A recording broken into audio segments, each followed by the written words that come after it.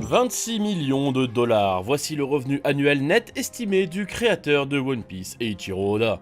Fais un effort, mais connerie frame 1, c'est le papa de Zelda, lui. Oui, 2 secondes, justement j'allais y venir, les deux sont souvent confondus, même par des journaux sérieux. Les fans connaissent tellement mal son visage qu'il s'est pointé incognito à une avant-première. La raison est simple, Eiichiro Oda déteste les photos et les vidéos, les quelques clichés qu'on a de lui sont assez anciens, ses apparitions publiques laissent peu de traces et c'est franchement dommage. On aurait adoré vous montrer son cosplay de Shanks pour les 10 ans du manga. Quand il passe devant l'objectif, c'est quasiment toujours à visage couvert. Vous connaissez le poisson utilisé depuis plus de 20 ans, mais avant on a eu l'homme mouton, le singe et même le masque. Imaginez d'ailleurs à l'occasion de sa toute première interview à seulement 17 ans. Il n'est alors qu'un adolescent avec un rêve, celui d'écrire la plus grande aventure de pirate, et pour réussir, il en a bien bavé, bien plus que vous ne l'imaginez. 1979, la France s'ambiance sur les Village People, Thatcher est nommé Premier ministre et à l'autre bout du monde, le petit Eiichiro Oda, 4 ans, a une révélation en lisant un manga. Quand je serai grand, je ferai que dessiner sans jamais travailler. Déjà paresseux, il semblerait, les pouvoirs de Luffy sont nés de sa flemme de se lever et de sa passion pour Doraemon. Sauf qu'en fait, ce n'est pas l'effort qu'il fuit, mais le destin que cherche à lui imposer son père. Amoureux de peinture à l'huile, on l'a condamné à abandonner ses rêves pour porter chaque jour un costume noir. Alors pour y échapper, le garçon va essayer de devenir mangaka. Chaque jour, il recopie ses œuvres favorites, dessine des robots géants qui sont d'ailleurs très présents dans l'arc Egghead, et des super-héros japonais qui auraient servi de base aux fruits du démon de Doflamingo. Il se passionne vite pour Disney, regardant Peter Pan et la petite sirène image par image pour imiter les personnages qui l'impressionnent. Ça se sent qu'Oda adore ces deux films. Crocodile fait très Capitaine Crochet, et Alvida, c'est Ursula. On a la même transformation, puis l'île des hommes poissons, j'ai comme la musique dans la tête. C'est pas les seuls Disney qui le reprend, Usopp s'inspire de Pinocchio, ce coq du Barati des mimiques du génie de la lampe, son plus gros hommage reste Thriller Bark. Méchant immense avec des sutures qui manipulent les ombres, femme zombie qui fait le ménage, trio de serviteurs enfantins, héros squelettiques, c'est l'étrange Noël de Monsieur Jack, version pirate. Ainsi, Oda grandit tranquillement jusqu'à sa 4e année de primaire, où un événement va brutalement changer sa vie.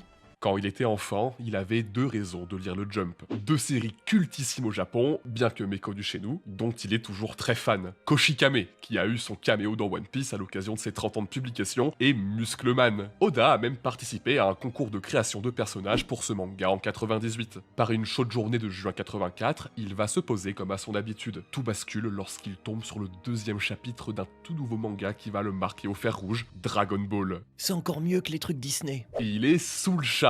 Le détail des mains, les muscles et les aisselles. Apparemment, cette case lui a énormément plu. C'est obsessionnel. Il se souvient encore de ce qu'il faisait lorsque Krillin est mort. Forcément, dès qu'il est passé pro, il a tout fait pour avoir une dédicace, qui trône toujours d'ailleurs dans son atelier, même si il lui a fait une infidélité. On entend souvent qu'Oda se serait inspiré de Dr. Slump, beaucoup plus centré sur les gags. C'est faux. Devant celui qu'il voit comme son dieu, il admet ne jamais l'avoir lu. Dragon Ball est son unique manie. Il connaît mieux le manga que son auteur, lui rappelant même l'existence de personnages ou d'événements pendant la discussion. C'est le manga qui a façonné l'artiste qu'est Oda, cherchant sans cesse à se rapprocher de la perfection de son modèle, tout en s'en éloignant. Il a vite compris qu'imiter Dragon Ball ne le conduirait qu'à une pâle copie, oubliable. De là naît son envie d'histoires plus complexes, de récits pleins de sous-intrigues, de planches bourrées de détails qui en font son succès. Mais c'est un autre sujet, sans doute pour une prochaine vidéo. À son entrée au collège, c'est devenu un énorme lecteur de manga. Il suit des trucs obscurs chez nous, qui ont servi de base à certains de ses personnages, et beaucoup d'incontournables. Renma Demi, Ken le survivant gravé sur le couteau de Sanji, ou encore les œuvres du papa d'Albator qui lui ont enseigné l'écriture des dialogues. Aussi, Lupin the Third, peu cité en interview, mais sabreur, tireur,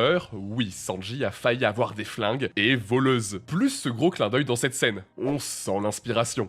Premier acte de sa vie de collégien, s'inscrire dans un club de sport. Baseball, comme dans Touch ou dans Samurai Giants qu'il adore? Bien sûr que non, le football, on est en plein âge d'or d'Olive et Tom. Ça lui apprend toutes les valeurs de la camaraderie, une valeur peu mise en avant dans le manga d'aventure à l'époque selon lui. Son manga doit donc avoir un équipage, une bande de gamins soudés qui cherchent des trésors, idéalement composés de 10 personnes, poursuivant avec une volonté de faire leur plus grand désir. Car oui, contrairement à beaucoup d'enfants de cet âge-là, lui n'a pas abandonné son rêve. Son premier vrai manga, il l'a écrit en 6ème, et ça parle de pirates, logique. Plus jeune, il regardait Vic le Viking. C'est quoi le rapport là? Et bah selon Oda, c'est la même chose dans les fictions, ce sont des aventuriers sans peur, des incarnations de la liberté, celles que les parents refusent à leurs enfants. En plus, il note quelque chose d'incohérent, personne n'a jamais fait de manga de pirates jusqu'ici alors que c'est le logo du Jump. Et puisque personne ne l'a fait avant, c'est lui qui va s'en occuper. Il accouche d'un énorme manuscrit qu'il hésite à envoyer à un concours, mais la limite est de 31 pages, clairement c'est pas assez pour lui. Il garde donc son idée de côté et commence à écrire des one-shots, seul témoignage de ses récits perdus, de personnages apparus comme easter egg dans One Piece. Et en parallèle, il continue à alimenter son imagination, des films d'animation, car c'est un fan de Miyazaki, de la musique, ou même encore des cartoons. C'est de là que vient son humour, et même le concept de Gear Fifth, qu'il compare en interview à Tom et Jerry,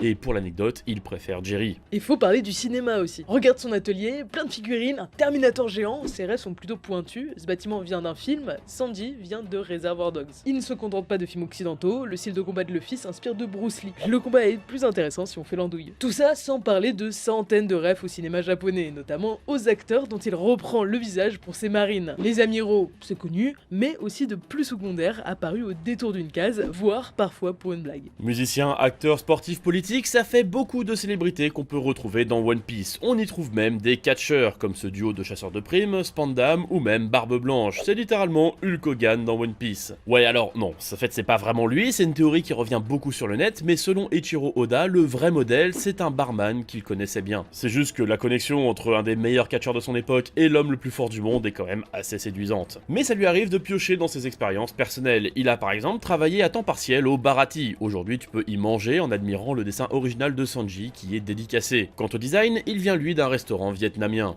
C'est vraiment au lycée qu'Oda essaye de faire démarrer sa carrière. Faut dire que son modèle, Dragon Ball, est à son prime. De quoi bien le hype. Il abandonne le football et à tout juste 15 ans, se concentre à fond sur ses one-shots. Et ça paie. Il est finaliste d'un concours prestigieux. Son manga n'ayant pas été édité, difficile de savoir de quoi ça parlait. L'année suivante, il espère retenter sa chance à un autre concours, le prix Tezuka, ayant lancé des auteurs célèbres comme Obata ou Togashi. Mais sous pseudonyme cette fois. Il a peur qu'on se moque de lui au lycée. Bah ouais, c'est toujours un gosse. À 3 jours de l'échéance, c'est la merde. Il manque 7 pages. En s'y mettant à fond, ça peut le faire.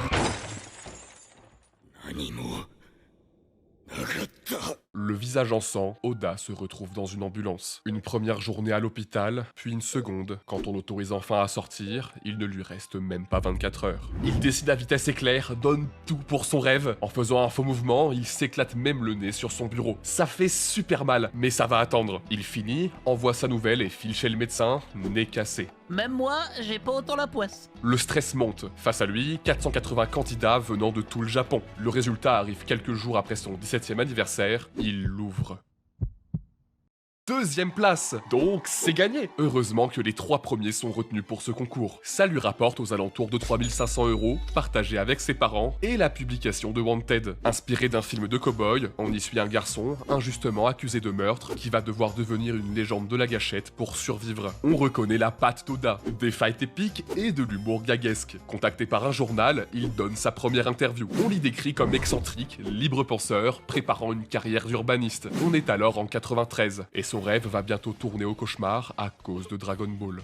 Tes personnages féminins ne sont pas mignons. Cette phrase empêche Oda de dormir. Penché sur son bureau, dessinant des jolies courbes à s'en arracher les doigts, il ressasse. Rien ne va pour lui. Après avoir quitté l'université et déménagé à la capitale, il pensait devenir facilement mangaka, mais les échecs s'enchaînent. Parce qu'il est mauvais? Bah, en fait, c'est même plutôt l'inverse. En arrivant à Tokyo, on lui offre une place dans une édition mensuelle, où il y publie une nouvelle, Le Présent Divin, qui parle d'un pickpocket menacé de prendre une météorite sur la tête par Dieu lui-même. C'est un gros succès, et en plus, il a même des idées pour une suite. On envisage donc de lui confier sa propre série alors qu'il n'a que 18 ans. Sauf que, contre toute attente, il va refuser. Son rêve à lui, c'est le Weekly Shonen Jump, pas sa version mensuelle. Et son éditeur lui répond que c'est impossible. Oda s'agace et arrête de travailler sur la série afin de préparer une autre nouvelle. Elle s'appelle Le Démon Solitaire et ça raconte l'histoire d'un moine peureux devant affronter des monstres. Il participe à un concours qu'il gagne et voilà, il va enfin pouvoir être publié dans la version hebdomadaire. C'est rare de voir un jeune auteur refuser une série et jouer avec sa chance, mais Oda est comme ça, insolent, arrogant et même tête brûlée. Il regarde tout le monde de haut, crache limite sur le boulot des autres, affirmant que c'est lui le meilleur, ce qui agace prodigieusement les gens autour de lui. Mais le problème, c'est que personne ne peut lui donner tort. C'est littéralement un génie, un vrai, il a tout pour réussir sur le papier. Et ça, ça ne serait pas bon pour lui. Son éditeur est convaincu qu'en mettant la barre super haute pour essayer de le discipliner, quitte à le faire échouer, ça le transformera progressivement en mangaka d'élite. Ce qui lui manque cruellement, c'est d'abord de l'expérience, donc on va l'envoyer comme assistant chez un premier maître, Shinobu Kaitani, puis un second, Masaya Tokuhiro, que tu connais un petit peu. Ce personnage de One Piece est d'ailleurs inspiré de ses œuvres. Et alors, ça l'a calmé? Et pas vraiment, c'était le genre à changer la radio de son maître, ce qui se fait vraiment pas, ou à se barrer au milieu de son boulot parce qu'une série qu'il aime bien passe à la télé. Après, ça a quand même eu certaines vertus, ça lui a appris à mieux s'habiller, à être ponctuel, à tenir ses délais, et puis le temps passant, les gens se sont habitués et tolèrent plus facilement ses débordements. En 94, il publie Monster, un samouraï nommé Ryuma tue un dragon pour protéger un village. Ça ne vous dit rien? Zoro l'a affronté à Thriller Bark, enfin, sa version zombie du futur quoi. Et sache que si tu ne l'as jamais lu, une adaptation animée est prévue pour 2024. Eiichiro Oda vient sans le savoir de poser la première brique de son futur One Piece, et après, c'est la traversée du désert. Son éditeur refuse tous ses projets. Pire, Oda demande à aller chez le papa de Slam Dunk, c'est non. À la place, il se retrouve chez celui de Kenshin le Vagabond. On lit souvent que ça a été d'entente cordiale. C'est vrai, sauf que ça a duré seulement 4 mois. Même s'il s'y est fait de bons amis, dont il est toujours très proche, impossible de rester davantage. Car Oda n'en peut plus de VGT depuis bientôt 4 ans. Il veut sa propre série. À un moment, il passe même à 2 doigts de l'abandon. Eh ben, il est encore temps pour moi de travailler dans une entreprise. Son éditeur le retient, lui affirmant que de toute sa vie, il n'avait jamais vu un gars aussi bosseur que lui. Ces quelques mots font pleurer le garçon et le reboostent. Son échec était en partie dû à une règle qu'il s'était fixée, ne pas écrire d'histoires de pirates. Mais attends, ça n'a aucun sens, c'est son rêve les histoires de pirates, qu'est-ce qu'il fait? Il en a pas marre des petits one-shots qui ne mènent à rien? Si, mais il est convaincu que sa première série a peu de chances de durer longtemps, ce qui est le cas pour beaucoup de jeunes auteurs. Donc par prudence, il a évité les pirates. De son point de vue, les sortir trop tôt, c'est comme vendre un trésor familial pour se nourrir. Mais là, il n'a plus vraiment le choix. Il présente alors son idée à son éditeur, et c'est validé. En août 96, dans le spécialité du Shonen Jump, sort Romance Down, le prototype de One Piece. Luffy sauve le village d'un méchant pirate, reparu dans une case du manga et dans le live action. Les bases sont là, une protonami bien badass qui protège son village, et un Luffy élastique ayant mangé un fruit du démon. Fan de viande bien entendu, parce que Oda est comme ça. Le genre a organisé des grands barbecues chez lui avec tous ses amis. C'est pas tout, Shanks est présent, il donne son chapeau au garçon, qui est ici aussi un trésor à ses yeux. Et il y a même le bras bouffé par un monstre marin. C'est de ce one-shot que ça vient, l'éditeur ayant demandé à le rajouter pour le rendre encore plus fort émotionnellement. Puis il y a plein de petits détails sympas. Les techniques de Luffy, la scène où il encaisse les balles, et d'énormes différences. Il collecte les pavillons d'ennemis pour en faire des voiles. Surtout, à la fin, notre héros est adulte, annonçant ses prochaines aventures. Sauf que quelques semaines plus tard, une seconde version sort dans le weekly. Plus de village, plus de pavillons, Luffy se bat contre un pirate utilisant de la magie noire. Même Shanks a disparu, remplacé par Garp. C'est lui qui donne le chapeau, le fruit du démon, et encourage son petit-fils à être comme lui. Un gentil pirate qui détrousse les méchants. Après, ça reste relativement semblable. Le chapeau trésor, Nami qui combat pour ses amis, Luffy qui renvoie les balles, les punchs élastiques, l'humour bien One Piece. Très cool à lire, je vous conseille. Ou en animé si vous préférez. Les deux ont été adaptés. Ça a été un franc succès. Oda va donc pouvoir préparer la série de ses rêves. D'autant plus que son éditeur change. Et le nouveau croit à fond en son projet. Première étape, se renseigner sur la piraterie et son histoire, ses codes, son armement et même ses grands noms. Zoro s'inspire donc de François l'Olonnais, prononcé Roronoa à la japonaise, Alvida de la scandinave Alvilda et le colonel Morgan de Henry Morgan. Et surtout, Goldie Roger vient d'Olivier Levasseur, un pirate légendaire qui, lors de son exécution, a fait crier la foule. Mon trésor, à qui sera le prendre? Le seul indice qu'on a, c'est un cryptogramme, et ça a lancé une gigantesque chasse à travers le monde qui a conduit, en 1994 tout de même, à la découverte d'une pierre gravée. Est-ce que par hasard, ça ne vous rappellerait pas les fameux poneglyphes? Bon, c'est bien beau tout ça, mais maintenant, il faut dessiner. Luffy, comme dans Romance Dawn, ça fait depuis le collège qu'il l'imagine, alors hors de question de le changer maintenant. Il a même déjà choisi sa doubleuse. Ensuite, il faut un vice-capitaine, le premier à rejoindre l'équipage. Usopp. Ouais, à ce stade, Zoro bosse comme garde du corps de Baggy, destiné à changer de camp une fois vaincu. On vous a dit qu'il y avait une vraie vibe de Lupin the Third. Et Sanji, on en a déjà parlé, un pistolero inspiré de Wanted. Quant à Nami, elle combat avec une hallebarde, mais ça c'est le deuxième prototype, vous n'êtes pas prêt pour le premier. Oui, c'est bien une énorme hache avec 2 membres mécaniques, comme le héros de Full Metal Alchemist, mais en inversé. Y aurait pas une petite inspiration là? Bah alors là, absolument pas. C'est possible en vrai, hein, avec ton manga fraudulesque. Ouais, c'est dur de travailler avec ces deux-là. Oda imagine aussi le reste de son équipage. 10 comme prévu, mais y a rien qui vous choque. Brooke n'a pas d'afro et est plus ou moins effrayant selon ses versions. Robin n'existe juste pas, à sa place on a une sorte de sniper, et Frankie on l'a remplacé par l'âme du Mary. Oda l'ajoutera bien plus tard dans l'histoire en se basant sur son futur doubleur. Il a adoré sa performance avec Django et Mr. Two. Mais le plus choquant c'est Chopper. Qu'est-ce qui t'est arrivé mon grand? Un renne zèbre? Oda sent bien qu'il y a un problème et la solution viendra quelques années plus tard quand il choisira sa voix.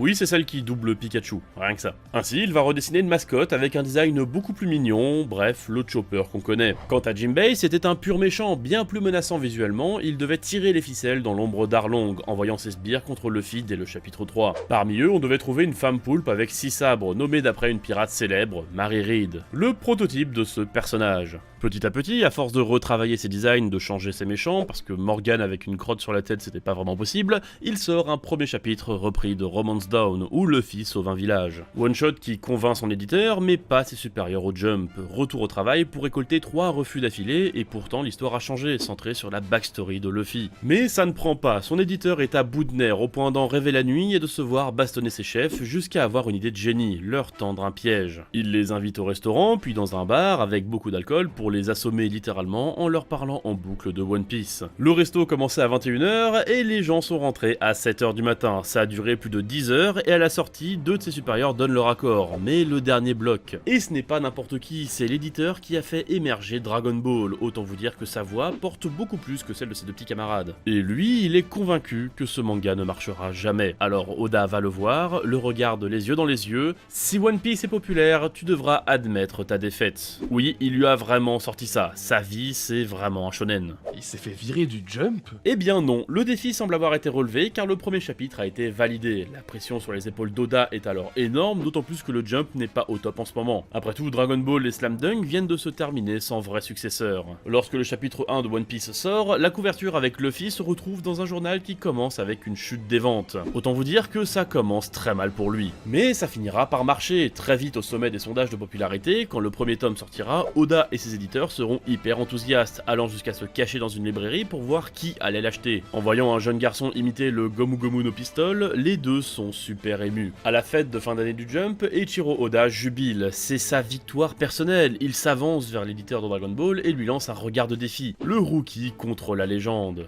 Et alors?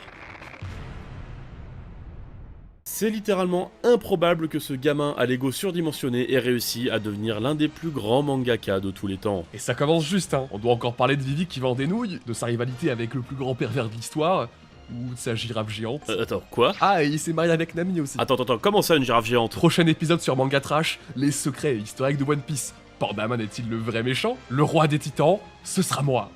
Ta gueule, Maxence.